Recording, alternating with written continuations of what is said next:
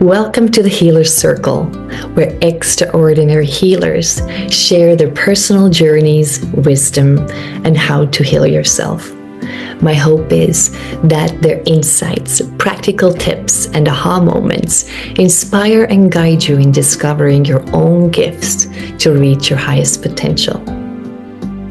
Hi, my name is Reverend Annie Batchelder. I'm an Akashic channel, and I have the beautiful opportunity of having a chat with Ingrid, who is a healer, a marvelous healer that I love and respect.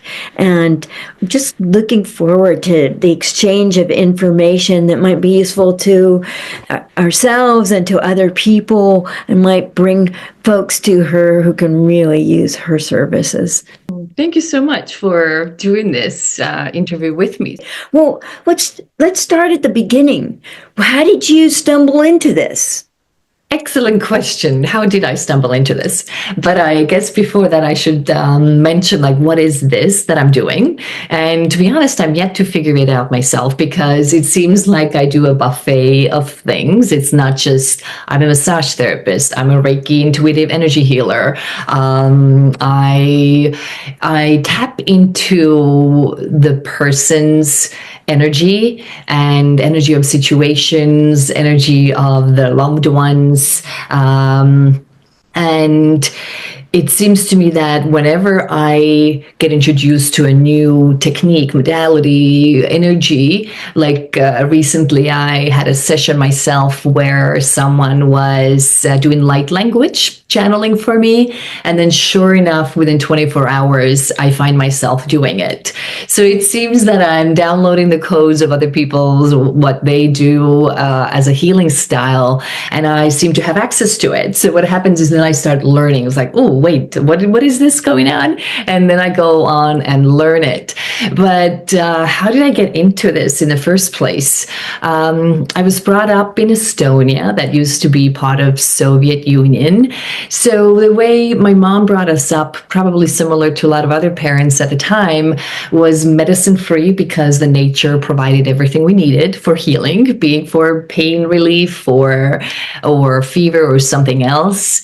And if more help was needed, then we didn't necessarily go to the doctor. That was like a last resort. We did turn to other healers, psychics, acupuncturists, and my mom had a co-worker who I got to experience as a child as well, where he remotely scanned my body, and then I felt the kind of buzzing feeling through my body, and oh yeah, there's something going on here that only my mom and I would have known about. Or some other time checking with my mom and saying, hey, your younger one is stressing out about something, you should check in with her. So I knew this world existed, and I also witnessed my aunt go to different healers, especially after a car accident that she had with my grandma in it, and the car got totaled. And afterwards, because they were figuring out well, how did we survive this? This was like a lethal accident. And the healers has said, well, obviously your grandma, as an angel kind of healer herself, saved everyone. So the car got totaled because she got the hit from where my grandma sat, but everyone in the car were okay. So after that, before she passed, she started to kind of play around with it a little bit, and she used regular playing cards as if they are tarot cards. And that's another thing now, moving forward, I get visuals where it's kind of like tarot cards. It's giving me the main issue that needs to be addressed. For example, in the constellation work, you go through and you figure out what the issue is that it requires resolving or healing. I get that information now intuitively, that's shown what the client needs, that needs to be healed. But that just having that access, or knowing, being in that world that this exists, I'm like, oh, doesn't everybody do this? Doesn't everybody have this available in their life? But I didn't necessarily think it had anything to do with me till I went to massage school, and our school was really wonderful phenomenal because it not only taught us the physical muscles and bones like the Western medicine, it also introduced us to the Eastern medicine with different modalities, including craniosacral work. And I felt to the energy, I'm like, hands off, creepy, weird, what is this? And I realized that this would take lifetime to learn. And I just put it aside. I'm like, I'm not even going to go there with massage. You can learn the muscles, you can learn the body, and this is it. And then, but if something's meant to be, there's no way of escaping it, right? And so over the years, it just kind of started to come to me from doors and windows and everything else, where like during massage sessions, like I'm watching movies. I'm like, I wonder what that is about. And then later I learned like the movies in your mind, like in my mind. Yeah. So basically getting images and kind of directions. Is that what you mean by movie? right. So, for example, like if I'm working with a client now, I see that my focus just goes here for some reason. And I'm like, I need to go in here. I'm not deep enough yet. Oh, okay. Now I feel like a magnet. That's where I need to be. And the client's like, oh, that's where my pain is. That's where the injury was. I'm like, oh, good to know. I had no idea. So basically now everything is coming to me intuitively. I don't know why I'm doing this. I don't know what it is, but I see it as an image in my mind. And then I just copy what I see that I'm supposed to do. And so at this point, it's just like anything and everything from sometimes going into people's past lives and seeing that in the image form. Again, kind of like if I would tell you, like, close your eyes and can you describe me what your kitchen looks like, or what is your car like? So the way you see images in your mind is how it comes in for me.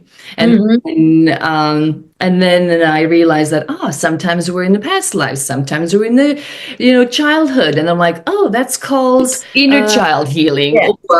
Or then somewhere I'm like, oh, wait, you can see your aura. If you look in the mirror, you're in your third eye. And then I did this. And I'm like, oh my God, my face disappears. And then I see another face. And then one after another, after another. And then later I learned like, oh, this is what I've been in past lives. And I'm like, oh, okay. So now when I stare at someone's third eye, I can see someone, what they've been in a past life. And then my dad passed, and then he takes credit after, like, from another medium who I spoke with. He said, oh yeah, your dad takes credit that after he passed, that's when I got connected to being able to connect with the spirits, dead or alive, because there's a lot of funny stories as well, where they come through sometimes. So for me, the session's like, I don't know, sure, we can do physical massage, we can do Reiki work, intuitive work, but ultimately, it's like whatever comes. And often it's still the way that I just trust what comes through. And I don't know what happens during that session because I trust that your spirit knows. And I'm just a channel to let it come through. And often people have, powerful experiences. So I'm just a channel. Well, that's great. And I noticed that the people would report back things that I hadn't expected to hear. Do you have that experience as well? Yes, it's really interesting. I had with a friend of mine, that was very beginning when I still had no clue even what I'm doing. And we went back to our youth memories and we did some healing. Again, I'm like, I don't know where this goes, but intuitively, I'll just follow what comes through. And then did the session, didn't even think about it. But then a few years later, she's like, oh, remember that time when we did a session and we healed like the, youth stuff? It's like I had been like struggling, losing weight, and like didn't matter what I did, nothing worked. And after the session, I lost like 10 kilograms. So then there's that. Or then there's another session where just like clearing a lot of past lives. And we're like, oh my God, are we ever going to even get to her current life? Like, why are we constantly surfing around healing in her past lives? But then through time, that helped her raise her energy frequency. And then she got this dream job that she's like, I didn't even think that those things exist. And now she got like a dream job, or did like a remote Reiki healing for someone who had snapped their bicep. So it was the weirdest thing I've never seen. Like the bicep came all the way up and they had to reattach it. And so I did some, remote Reiki and, And then the doctor's like, how is this healing so fast? That doesn't make sense. Like, what are you doing?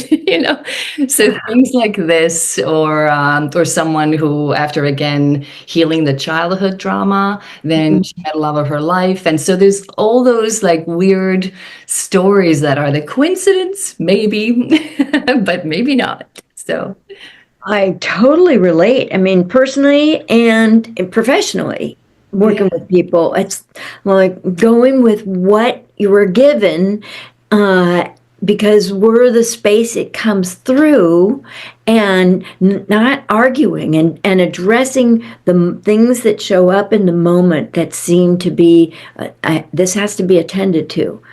This Yeah. feels important, and my attention is being directed there, and bringing it and asking the client, is how does that feel, or does that seem correct to you, or Yeah. and they're always going, oh yeah, yeah.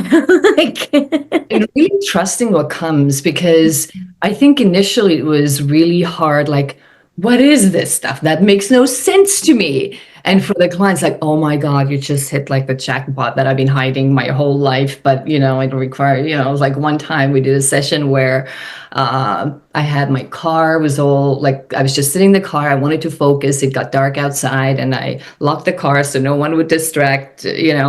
And and then we got to the subject where basically we hit the nail on the area that required healing. And then suddenly all the car doors opened up, the lights went on, and I'm like, what is this? And I'm looking for the keys. Obviously, I must have sat on the keys. And I'm looking at the car keys, they're like, on the side, like in that cup hole. So I could not even touch them. I'm like, that's a very obvious message saying that we need to open the doors and the light into this area. And so crazy things can happen, but just trusting that even though I feel like I have no idea what's going on, I trust now that the spirits know. I don't have to, even the client doesn't have to know, but they know. So the spirits know. and have you noticed like the feeling of being loved and loving and sort of falling in love with the person you're working on because you get to see them at that level and work with them at that level? So I'm always super grateful that from already early on when I started to work as a massage therapist, that people always said, somehow I trust you, or somehow I feel comfortable with you. Like I would never do it with anybody else, or I'm never comfortable, but somehow they do. So I think it is really humbling. And I always thank people. And sometimes I wonder if it comes across when I say that, thank you for trusting yourself with me. Uh, Mm, because it's a huge, I think, to be vulnerable, because so much can come up, but it's always it's always coming for me like from love and light and care and healing. It's always about healing. But luckily, I think they just sense it. They just feel it. It's coming from that place. And perhaps that is why they do open up. And I'm always so right. grateful, because the healing and the results not results, I'd say just that what they need, Mhm. that they get healing, and that is so rewarding. What inspires you to keep going? I think it is um, it's what people get out of it, to see that someone heals and they go on with lightness, or they're able to leave a really heavy burden behind them. And that is just so rewarding. And I think in the sense that the way I do the work now, in more of like just trusting whatever comes, just being a channel versus me trying to do something, it is always different. So it's always like an adventure. I have no idea what comes. It can be the same person, even every day, and it's still something completely different. Because again, the spirit and everybody, they just know what needs to be addressed before. Let's say the client says like, I have this issue here now. This is what I want to address, and we can. But if we just open it up to let spirit guide, because they know what's needed. Because let's say if they want to address this issue here, but the spirit knows that, well, but actually, if we address this one here, that even becomes irrelevant. So you don't even have to address this anymore. So that is why I love working with just the trust that whatever the spirit of that client needs, just let it and trust it come through. And I think because it's in that way adventurous and always rewarding, so it's rewarding. So I just love that. The thing I relate to in that is like the statement, the light is infinitely wise and knows everything I need at this moment. Yes. And if I just let that work through me, it Mhm. I don't get stuck in my mind saying, well, it should be, and I've decided, and, or had an opinion, it takes all of that personality crap out of the way and lets the healing flow. Yeah. Yeah. A huge lesson I learned on my brother-in-law very much early when I didn't even know what I'm doing. This is where I kind of started to discover things is like, yes, there are things we can do. Like I can order, parking, no problem. I'm sure a lot of people do. It's like I can, and to the point where people are like, can I drive with you? Because you always get a good parking. Or like weather, like for my half brother's wedding. Like, okay, it's raining before and after, but sure, I can deliver the weather for you, or for the concert, or for like whatever it is. So that I can deliver, but I never force it because I've learned a lesson now, and I had to experience a lesson also when my dad passed. Was before when my brother-in-law got a brain tumor. And he had basically, from the time he learned it, 6 months to live. And that was a time when I started to play with it, kind of like because he was in Estonia, I was in America. And I remember sitting down, like, okay, well, I want to heal him. Let's, if apparently this thing works, like in Thailand, someone had told me, like, I have a very strong connection with the universe. I just haven't learned to, use it. And I'm like, well, let's put it on test. I want to fix him. I want to do this. And the next question came, but if you cannot, Mhm. and what else? So Mhm. now I've learned when it's quiet, it means sure, go for it, no problem. You can have your weather, you can have your whatever. But if it's like, but if you can't, then, and at the time I didn't know that was a clue. Don't get involved. This is his Mhm. path. He needs to do this. Mhm. So, and I'm saying, like, kind of giving a tip, like, don't mess with it, because if it's not meant to be, because what happened was, I'm like, well, can we at least extend his life, So this way, my sister and at the time his 9-year-old daughter, like, they have time to say goodbyes and all those things. Sure, he got it granted, but what that meant was, after also then having the stroke and everything else, he was paralyzed. And so it became a disaster where my sister was dealing with like going to work, raising a daughter, taking care of someone 24/7. And she was just extremely exhausted. And I just realized that me wanting my will that I thought is good Mhm. was not good. Mhm. And so from then on, including even when my dad passed, I had to just cry through and letting go, saying, if this is his path that he's choosing, I'm not going to will what I want, because it's not the path for him and Yeah. for our surrounding. And so it was such a huge lesson of, we can ask, and if it's okay, it's okay, but don't force your will, because we don't know how it's actually gonna not be good where we thought it might be good. So that was. Exactly. Oh, Mhm. and I could relate also. I remember talking with a chiropractor who was really energetically competent. And he showed me how sometimes there is what they call a subluxation, or a block in the energy at, say, at the neck. But if you start working on the neck, it's not going to happen, or get bounced out of there. And he would go down the spine and find an opening, and where the opening was where he would move the energy, and Mhm. that would come up and then make the neck receptive. Or maybe had to do that lower spot a couple of times before you could get to the actual site of the injury and open that up. But it's like, where will the body let it come in? Yeah. Yeah. Oh boy, oh boy, oh boy. That's great. And I also I often have to say, okay, I release my agenda for this person. Yes. I, if I have an agenda, that means my personality's kind of running the show, my ego's running the show, and I need to step aside and just make space for whatever the divine says Yeah. and let that be the truth. Yeah, whenever I start a session with a client, I said, you can have an agenda, you can have a wish, but not me. I'm only here to say whatever is for your and your spirit's highest, greater good. That's all I'm asking for. I'm not putting on any intentions other than for your greatest good. If you want to put intentions, go for it. Exactly. So, are there other aha moments that you want to tell us about? Yeah. I mean, there's so many, right? Just like coming from the journey.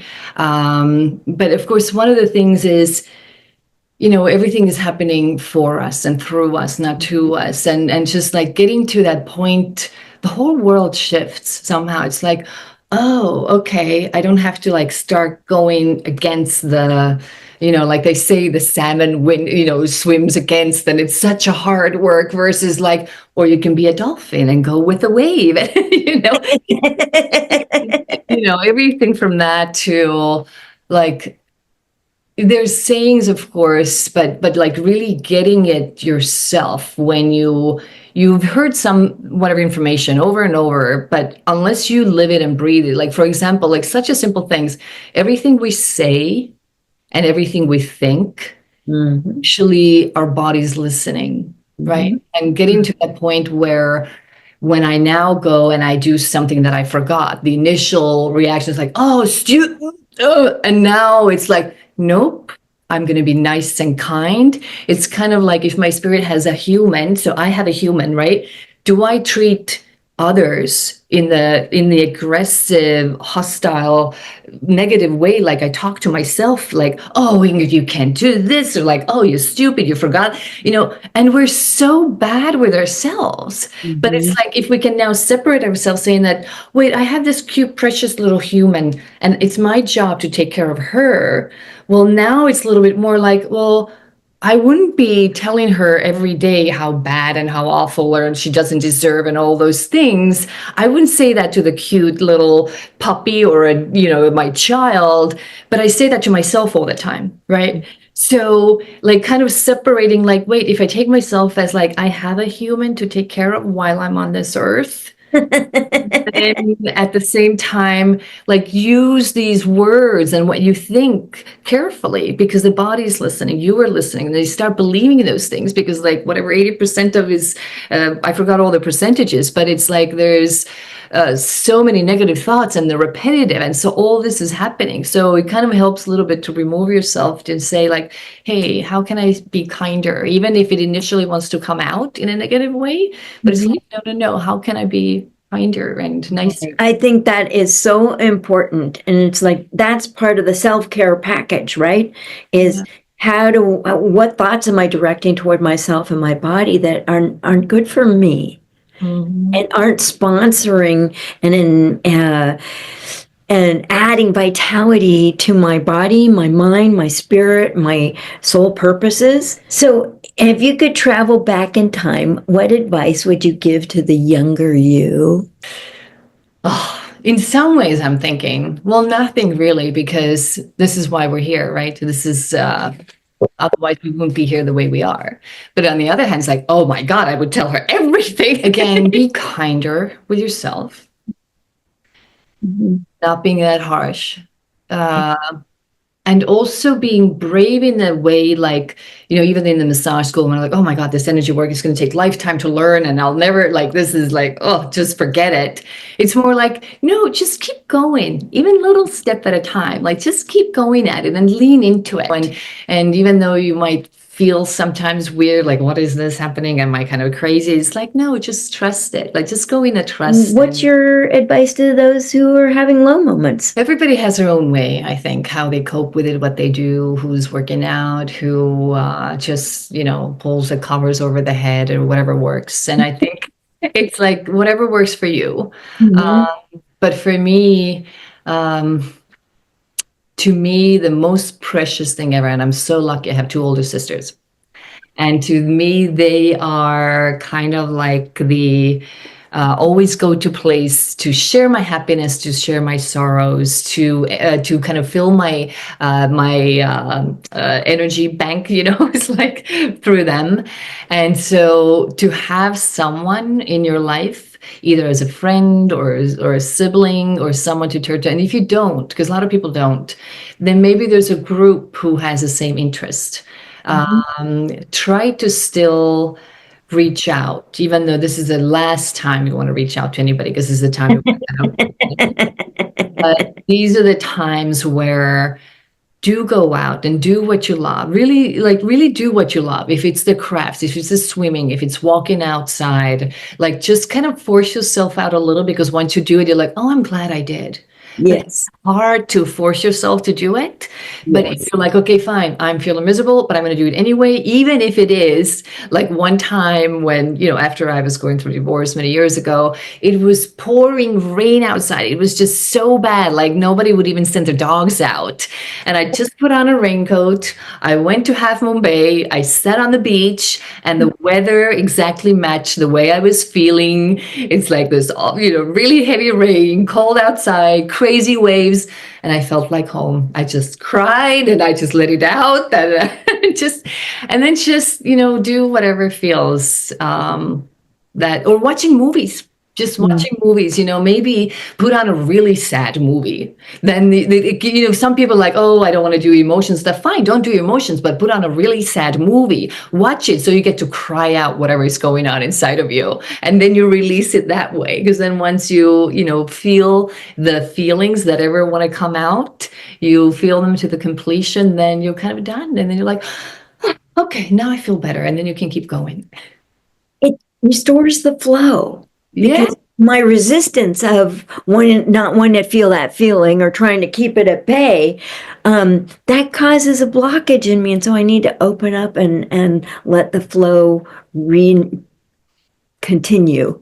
Exactly. And I think it's really important what you just said is often people like, no, I don't want to cry. I don't want to feel. Let me, well, but it's kind of like you're putting dog's poop or whatever onto the rug. It's just going to, every time it gets, even if it dries and stops stinking, every time it's a rainy day, it's going to get wet and stink again, right? So it's like you can't really hide from it.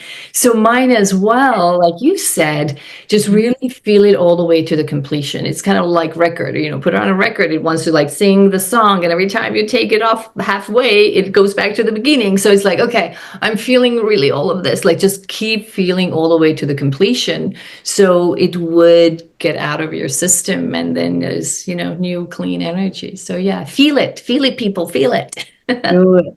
And I would say, let go of the shame. Yes. And holding it in just sort of perpetuates the shame, or it still means I don't want anybody to see what I'm ashamed of. Yes. And it's so much easier when I let somebody else in on my secrets. Then they're not oppressing me. Yes. I think that's really important. That's huge. Have there been any extreme challenges in your life that have shaped some of your healing modalities or your experiences of personal healing and how that has flowed into your work as a healer? Yeah, absolutely.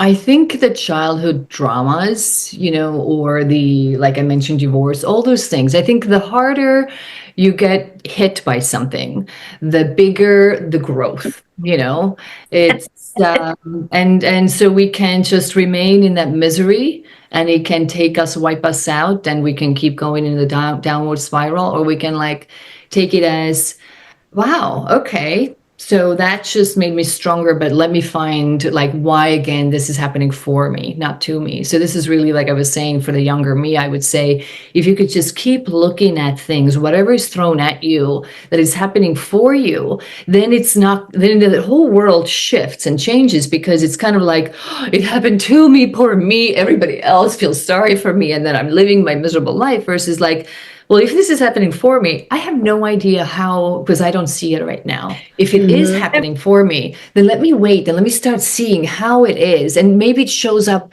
day, a week, or maybe even year or something later. It's like, oh, now I see how it happened for me. But just having that belief that Mm. this is how it works, it's such a better place to be because then you're not in the misery, poor me, everything happens to me, and then it keeps going down into the negative spiral versus like, okay, this is challenging, but okay, let's see, and go on. So I think it's a better, that's a tip I would give to myself when I was younger. The way I understood it was that this is how the divine shapes me from a rock into a diamond. Yes, exactly, exactly. And I had to have some rough edges cut off, and I needed to be tamed or trained in certain ways, or more loving Yeah, and less arrogant. And the difficult things that happened to me actually made me more humble and more compassionate with others. absolutely. Yeah. Absolutely. So, how do you personally do self care? Like, what enriches your physical body, your mental state, your spirit, your heart? Yes, a little bit of everything, right? I like to do something active, even though I've never cared for working out. But I like going to the pool. Like even now, winter times, like I choose because I have like our apartment complex has like this heated pool that I like to go swim maybe 3 times a week. But winter time, for some reason, not summertime, I go to the small pool that's not heated, so it's like a cold plunge. And so I try to do that like few months during the winter and a few times a week, and it's just like and it's an interesting game with yourself because yourself tells you like, are you crazy? Like you're not going to go into this freezing cold water. Like that's insane. And you're like, well, you get to experience some breathing. It's really healthy for you and everything else. And then it's just like, don't overthink it. Just jump in and get it done, and it's good. So having that little fight. But I also love to dance. So I've always loved dancing, either when I was younger with my sisters or now with my daughter, like just home. It's not like even going out because I don't know where you go nowadays, but just like dancing, because this is like you just really let yourself express just through movement. And that is really great. But for me, it's like I mentioned earlier, it's my sisters, it's my friends, it's traveling, it's watching a movie. I really love, right? It's just like put on a movie and like zone out. But that also is for me like self care because that's a time for me to reflect. If I'm otherwise, let's say, running around, it's busy, but this is a time when I'm like, I get to reflect and see what's going on in the movie and where am I in my life. And but yes, treating myself to something that I really love, or doing something, just a walk on the beach and collecting stuff. Even if I'm not going to do anything with them, I love collecting shells or the rocks. And then I like to make stuff like crafty, like wintertime again, being crocheting or being making stuff or whatnot. Oh, I have to show you now because it wasn't too long ago. I still have it. Actually, it's not gonna because it's not clear. But anyway, out of the succulents, made this tree. Oh, wait, it's not focusing. So Great. That's succulent, huh? yes, making a little succulents tree. So just always like making something. So that is my kind of little different things to take care of my soul and everything. But otherwise, I always listen to different teachers, be it online or taking courses. That always feeds me, always learning something new and discovering something else. So that I always, it's interesting to discover through time. And to me, often, like I said, things come intuitively, and then later I learn about it, like, oh, that's called reparenting, oh, that's called psychic medium, oh, that's called this, and then I go and learn about it. But before it happens, then I'm like, I wonder what this is, and I'm like, oh, she's doing exactly what I'm doing, okay, now I know what it's called. So it's always feeding that world as well, just different. And this is what I would suggest to other people too, who are kind of like, I don't know about the spiritual world, where do I get started, what do I do? I think just explore, just taste, like you go to the buffet, you try this, oh, I don't like it, oh, this is really delicious, and this is partially why I think these interviews with different healers are great, because if you don't know, see what resonates, just listen to different people, try them out, and then you're like, oh, okay, that's familiar, or like, I don't know about that. And then something just clicks. You're like, oh my God, that's exactly me. I love it. I feel it, you know? So try different things and don't be afraid. Just again, try it. Exactly. Be open. Do you have like a meditative practice that you do every day or so often? It's so interesting. I don't. It is so interesting. I don't. And there's things where people are like, oh, you have to meditate. You have to do those things. Because I believe that if there's a person who loves cooking, Hmm. that is their meditation. It's not those sit down, but they go into their zone. Nothing else in the world matters. They're just there and they do it. Someone who dances or someone who sings is a different form of meditation. And or if the teacher I'm listening to right now is like, if we are the source, we are everything, then where are you going to that meditation? You already are. You already are. You're already there. You are all of it. So then it's like, okay, so if I don't feel like meditating because I just go to the place where I already am, I'm already there. Because time and space doesn't matter, where everything is happening at the same time. I'm already wherever I want to be. I guess one thing So that I that tell everybody who I kind of meet who's in that world and starting to explore is like, start noticing how you get the information. Do you hear it? Do you know it? Do you see it? Do you feel it? Do you like, how do you gather information? Because some people are very visual. Some are like, I think I just know it. Or like, I can just sense it. Oh, I just feel it. You know, I'm like, start noticing what is your way. And then also like go back a little bit in the track of like, what have you noticed is like the unusual, like, oh yeah, I do this. So, oh, doesn't everybody do that? Or like, you know, it was like beat anything from the, I think most people have made themselves sick when they were young, when they didn't want to go to school, you know, because you can see your power, what you can do. It's like, start noticing other things where things have like coincidentally gone your way, what you wanted. And so then the question is like, what are these different things that you have by accident or like, oh yeah, I wondered about that, you know? Start noticing, just start noticing what it is. And then like I said, just go to the buffet of this world and start tasting and then see. And I know some people are afraid of entering this world because they're afraid to let go of their past.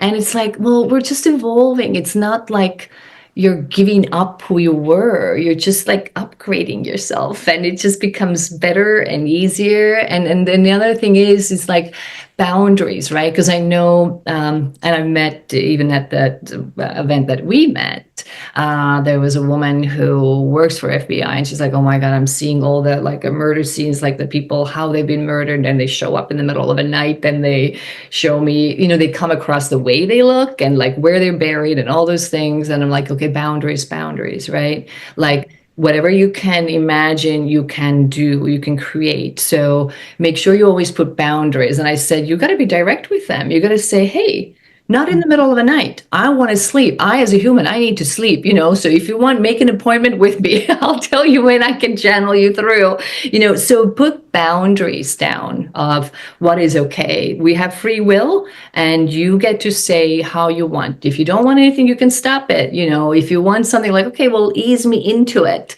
Mhm. And then the other thing is, and that might go against what a lot of people say because I'm still exploring it, but often it's kind of like you feel that there's some truth to it, even if you don't know exact answer.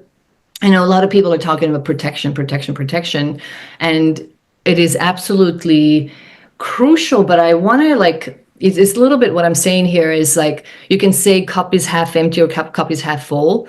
So it's the same idea here, where I'm saying not like don't protect yourself. Yes, but what I'm saying is focus on the love and light because that's the strongest. Because what you focus on is what you get. And the way I describe it to somebody who said that, oh my God, you know, I thought I'm going to do the right thing. I'm going to write on the mirror that coast clear, nobody comes here, like no bad. And then I kind of explained to her is, and then she's like, and now I'm realizing that, you know, I'm getting some darker energies come to my life. And I said, well, imagine, I don't know, a big ocean and whatnot, right? And then suddenly there's a And let's say if the darker energies, whatever, are like, let's say floating by, and they're like, okay, there's nothing happening here. And then suddenly someone puts the lighthouse up. Nobody comes here. Do not come here. I don't want you guys. Suddenly they're like, oh, I didn't even know. But now when it's up there, I'm going to go there just because I'm curious. Now I want to check out what's going on. So my message to her is like, just don't even bring this to your awareness. Don't even bring this to your energy. You just remain in love and light, and that's the strongest. Don't focus on that. If you're in the place of love and light, nothing can, if you're in that space, nothing can get to you. Versus like, I don't want this, I need to protect. And with that, you're kind of attracting a little bit. But again, keep in mind, I'm not saying don't protect, don't do this. That's not what I'm saying. It's like cup half full, cup half empty. So focus on love and light. That's my thing. What you focus on is what you get. It reminds me of that saying, trust God, but hobble your camel. Yeah. We have to be practical, even when we're doing things in the energetic world or in the esoteric world. We have to be practical. And I think that's the balance between, spirit and physicality. I know that as an Akashic Records practitioner, sometimes I would get all this information after the reading was over, and I wanted to calm up and like continue things.